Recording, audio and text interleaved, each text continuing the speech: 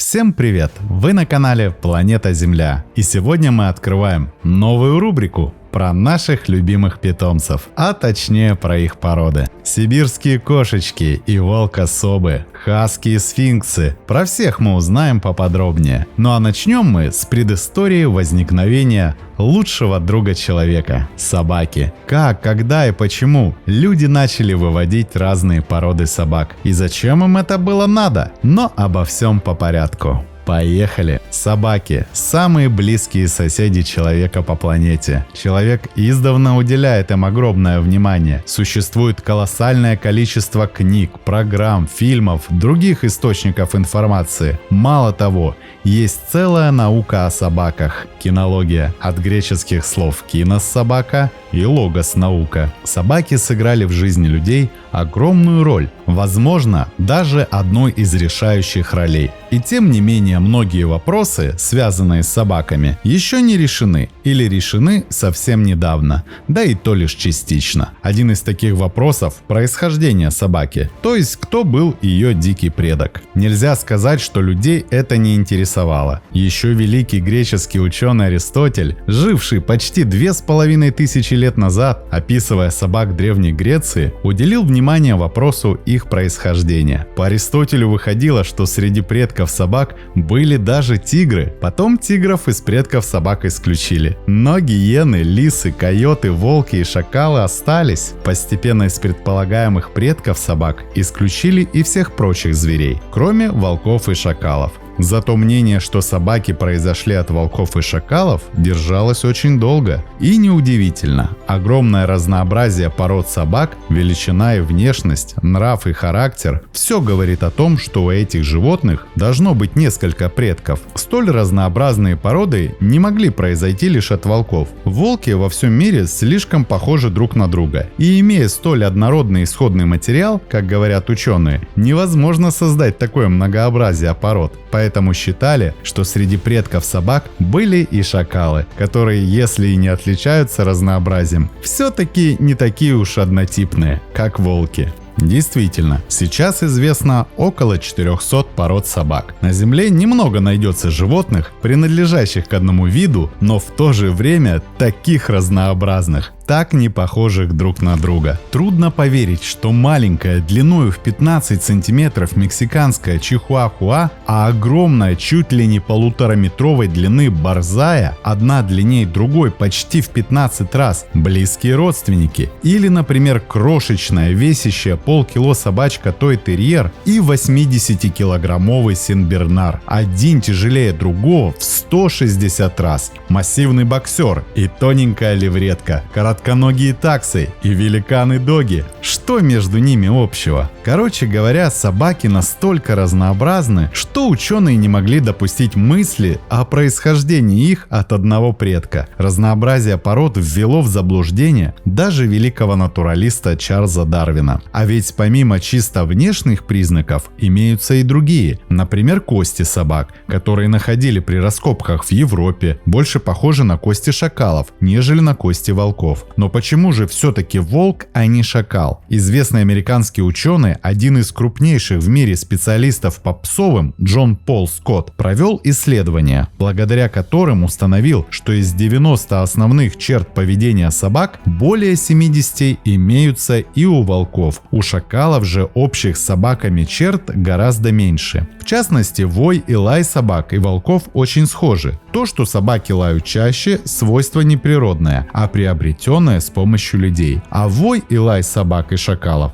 сильно различаются. Именно этот факт и заставил крупнейшего современного этолога, это наука о поведении животных, Конрада Лоренса, отказаться от теории смешанного происхождения собак, которой он придерживался многие годы. Однако 70 общих признаков у волков и собак – это, видимо, не все общие признаки. Скотт считает, что их возможно больше, но некоторые пока просто не обнаружены. В силу определенных условий жизни у собак они стали малозаметными, у волков же видны хорошо. Но все главные признаки поведения у волков и собак общие. Что же касается разнообразия пород, то это дело рук человеческих, если можно можно так сказать. Выведение пород происходило на протяжении многих и многих веков, а за такое время можно сделать буквально чудеса. Собственно, мы и сейчас являемся свидетелями этого. Кто не знает эрдельтерьеров или доберманов-пинчеров, а ведь 150 лет назад таких собак не было. Эрделей вывели в то же время англичане. А разве не создаются новые, совершенно не похожие на другие породы собак в наше время? Конечно, создаются, но раньше породы собак появлялись более размеренно, и предком их был все-таки волк. Однако, если с происхождением собак вопрос как будто уже выяснен, то многие другие вопросы остаются спорными или вообще неразрешенными. В частности, когда человек приручил собаку, где это произошло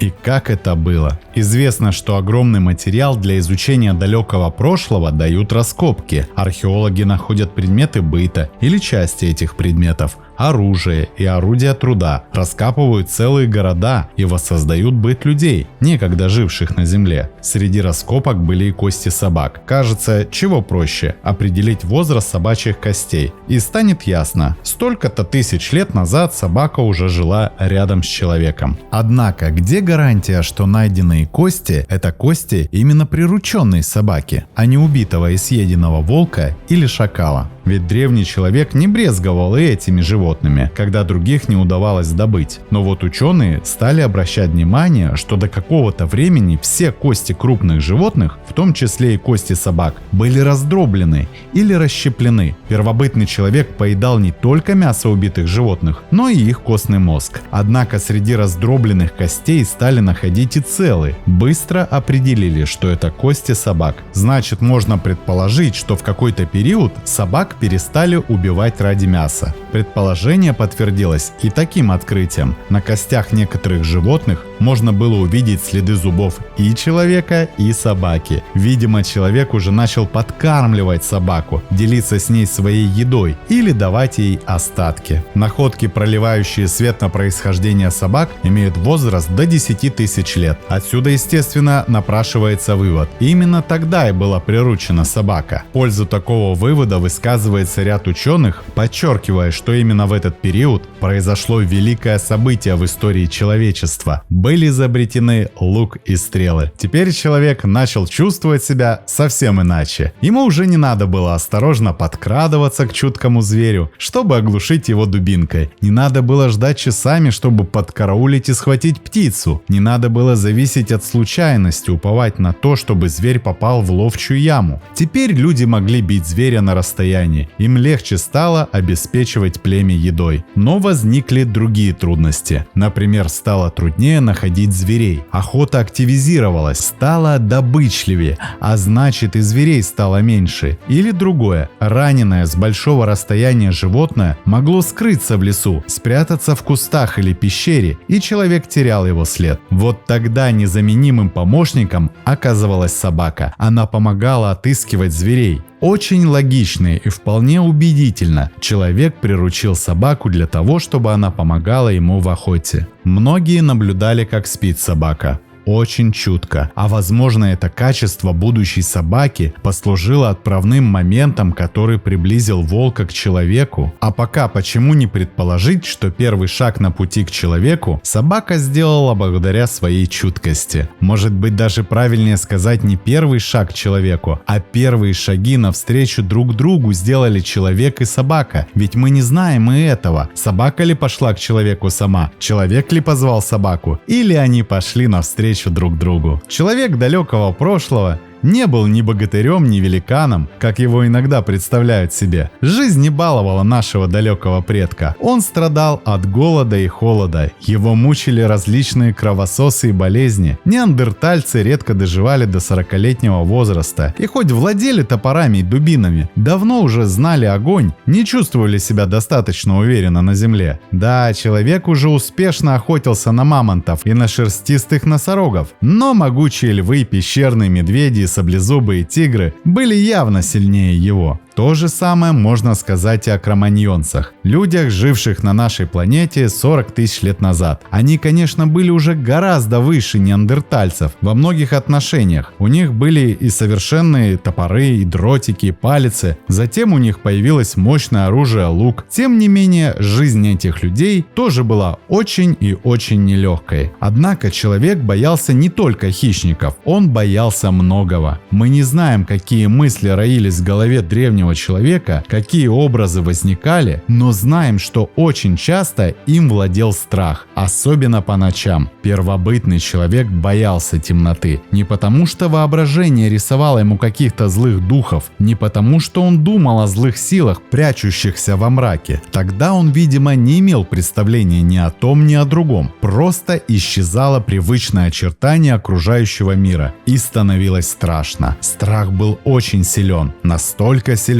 что навсегда запечатлелся в мозгу человека и сохранился до сегодняшних дней. Не случайно маленькие детки очень часто безотчетно боятся темноты, а ведь этот страх, пришел из очень далекого прошлого. Но был у первобытного человека и вполне реальный страх. Он боялся темноты еще и потому, что именно ночью выходили на охоту его враги, могучие хищники. И как раз ночью человек оказывался особенно беспомощен перед ними. С ужасом вглядывался он в темноту, с трепетом прислушивался к ночным звукам, но хищник мог подкрасться и незаметно. Возможно, слышали грозный рев, рычание и дрожали от страха. Но, несомненно, слышали они голоса и других хищников, в частности, волков. Люди не очень опасались волков, волки же не очень боялись людей и нередко подходили к стоянкам первобытного человека достаточно близко. Ведь вокруг стоянок часто валялось немало косточек, кусков шкур и внутренностей животных. Все, что после удачной охоты люди не съедали и выбрасывали. Постепенно волки привыкли к такой подкормке и все чаще стали располагаться вокруг стоянки в надежде на легкую добычу. Может быть, поначалу люди и не радовались такому соседству, но вот стали замечать, в какой-то момент волки проявляли беспокойство, и вслед за этим всегда появлялся опасный хищник. Безусловно, первобытный человек был наблюдательным и уже достаточно логически мыслящим существом. Через какое-то время он увязал в своем сознании, что рычание и лай волков совпали с появлением пещерного медведя или саблезубого тигра. Получив такое предупреждение от волков, человек успевал подготовиться к встрече с врагом или скрыться в надежном месте. Случалось, по какой-то причине волки уходили от людей, и тогда хищники появлялись неожиданно и застигали людей врасплох. Видимо, немало жертв было принесено хищникам, прежде чем до людей дошла мысль: нужны сторожа. Сколько сотен или тысяч лет прошло с того времени, когда человек сообразил, что волки его сторожа, до того момента, когда он решил оставить при себе этих сторожей, мы, конечно, не знаем. Даже если бы вдруг появились данные, они все равно бы были неточными. Где-то это могло быть раньше, где-то позже. Об этом уже говорилось. Но несомненно одно: тот человек, который догадался положить кусочек мяса неподалеку от стоянки, чтобы волки не ушли в эту ночь, сделал величайшее для человечества дело. И вот наступило время, когда волкам уже не надо было бродить вокруг стоянок людей, а людям украдкой разбрасывать мясо. Волк вошел в пещеру и растянулся у костра. Поначалу собака охраняла человека от диких животных, точнее предупреждала его об опасности, и это не вызывает сомнения. То, что она стала помогать ему на охоте, тоже не вызывает сомнения. Благодаря собакам охота стала удачнее, добычливее, что благотворно сказалось на развитии рода человеческого. Однако охота не спасла бы человечество от катастрофы, экологического кризиса. Как бы мы сказали сейчас, род человеческий увеличивался, а охотничьих зверей становилось все меньше и меньше. Над человечеством навис призрак голода. К счастью, в это время уже начало развиваться земледелие. Но и земледелие через какое-то время не спасло бы человечество, если бы не скотоводство. Оно появилось почти одновременно с земледелием. Где-то чуть раньше, где-то чуть позже, но как раз вовремя, чтобы спасти человечество от нового экологического кризиса. Мы сейчас не будем говорить о том, как шло одомашнивание животных. О некоторых поговорим в отдельных видео. Здесь же скажем лишь, что не всегда человек на охоте убивал зверей, иногда ловил их и стремился пойманную добычу сохранить про запас. Но ведь не поймать зверя, не сохранить его без собак человек не смог бы. Так собака, приобретя новую специальность пастуха,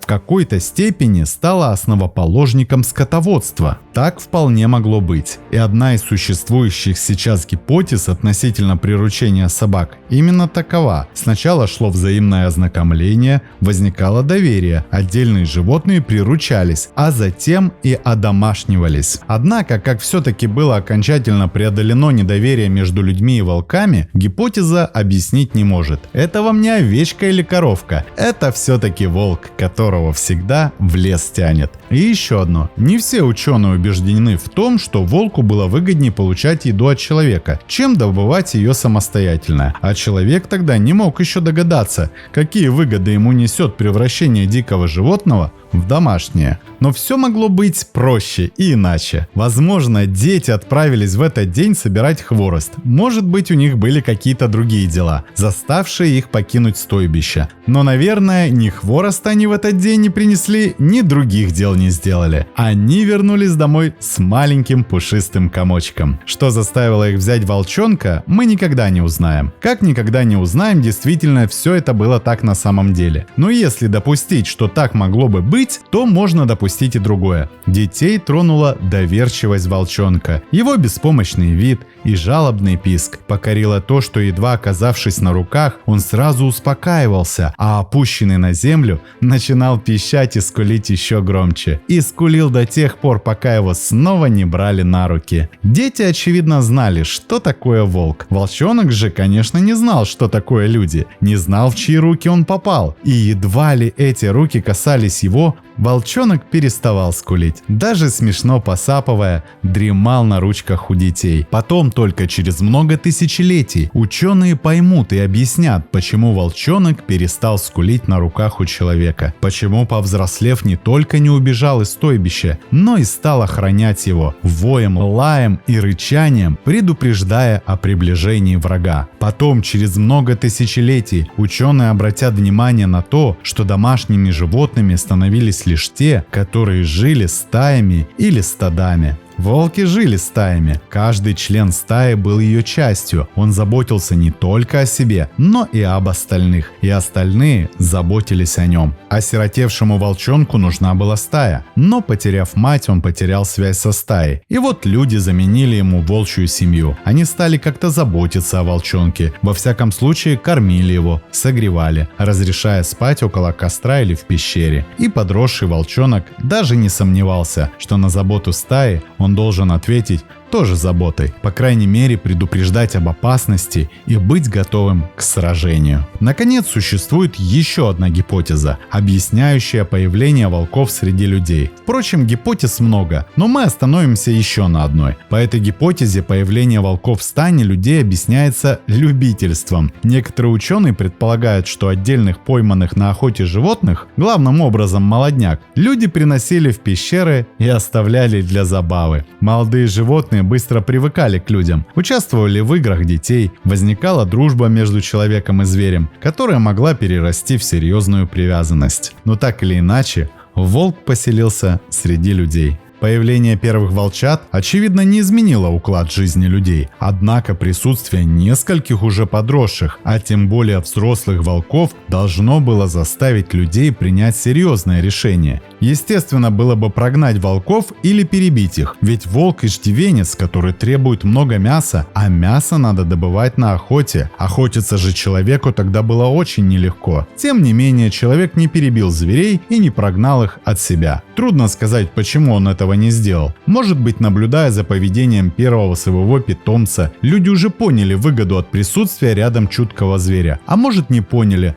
но не прогнали зверей по какой-то иной причине. Привязались, испытывали какие-то теплые чувства, симпатизировали. И тем не менее, мы знаем, что еще за несколько тысячелетий до нашей эры уже существовали различные и причем сильно отличающиеся друг от друга породы собак. Пришло время поговорить и об этом. Считается, что первую научную классификацию пород собак сделал знаменитый французский натуралист Бюфон, живший в 18 веке. К тому времени было уже известно около сотни пород, и классификатор, очевидно, столкнулся с немалыми сложностями. Трудно сказать, что руководило Бюфоном, когда он решил классифицировать собак, но пошел он по довольно странному, как нам может сейчас показаться, пути. Он основывался на форме ушей. К одной группе он отнес собак со стоячими ушами, к другой с полустоячими, далее с висячими. В особую группу он объединил собак с дряблыми ушами и так далее. А ведь за 7 с лишним тысячелетий до Бюфона люди уже не только хорошо различали породы собак, но и как-то классифицировали их. Конечно, не было ни научной, ни какой-либо другой строгой классификации, да и пород-то существовало немного. Даже в Древнем Египте, где собаки в жизни людей занимали значительное место и где собаководству придавали, видимо, большое значение, насчитывалось 1,5 десятка пород, и разница между ними была хорошо видна. При желании и необходимости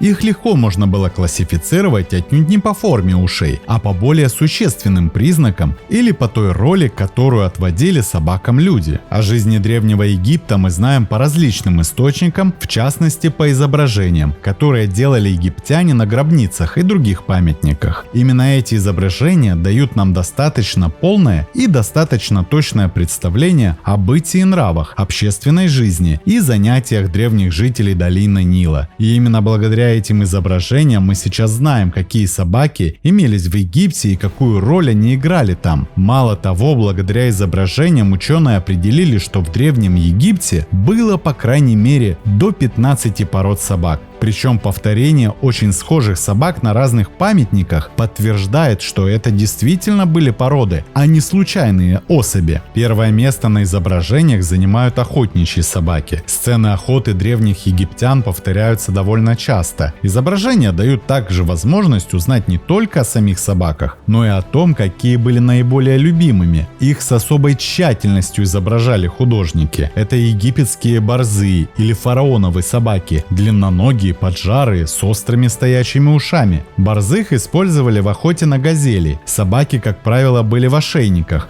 часто украшенных драгоценными камнями. Были в Древнем Египте и пастушьи собаки, охранявшие и перегонявшие скот. Их изображения мы тоже видим на различных памятниках. Были и рабочие собаки, тоже крупные и сильные, приводившие в движение колеса сооружений, перекачивающих воду. А вот в Древнем Китае с собаками было все сложно.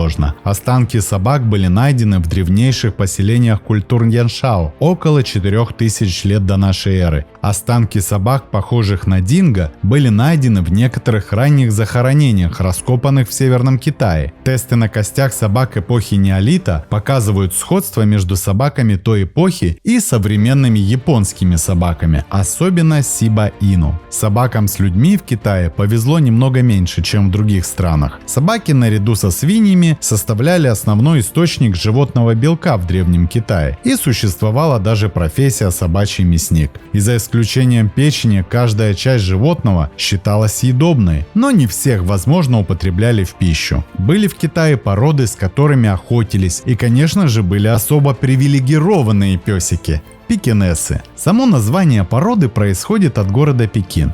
Китайцы зовут пекинесами собачками фу, и пекинесов могли иметь только члены семьи китайского императора. Они содержались во дворце и не были доступны простым жителям. Считалось, что это маленькие охранники, да и внешне пекинесы больше похожи на крошечных львов, чем на собак. Есть древняя китайская легенда о происхождении пекинесов. Согласно этой легенде, царь зверей лев в незапамятные времена влюбился в обезьяну и взял ее в жены. Родившийся от этого брака детеныш унаследовал забавную внешность матери и гордый характер отца. А весь мир узнал об этой породе только после того, как британцы захватили Летний дворец в Пекине. Тогда 5 пекинесов, принадлежащих императору, были увезены в качестве трофеев из женских покоев дворца. До этого никому, кроме членов императорской семьи, не позволялось владеть этой собакой, а того, кто смог ее украсть, ждала смертная казнь. В Америке, как считают ученые, собаки не одомашнивались. Они попали туда уже прирученными или полуприрученными. Пришли через перешеек, на месте которого затем образовался пролив, именуемый теперь Беринговым, вслед за людьми, также попавшими в Америку из Азии. Однако довольно быстро собака заняла важное место и в практической жизни людей, и в их сознании. Стала тотемным и священным животным. Среди членов одного индейского племени Северной Америки до сих пор из уст в уста передается предание о собаке-тотеме, которая погибла, защищая людей этого племени, была растерзана великаном. Мумии небольших собачек были найдены и в Мексике. Их изображения часто встречаются на мексиканских пирамидах. Этих собачек называли мексиканскими терьерами, орнаментальными собачками и так далее. Сравнительно недавно они получили официальное имя – Чихуахуа, по названию одного из мексиканских штатов. Чихуахуа была как-то широко распространена в Центральной и Южной Америке и у древних жителей Мексики считалась священной. В Европе она вторично появилась лет 50 назад и быстро завоевала симпатии европейцев.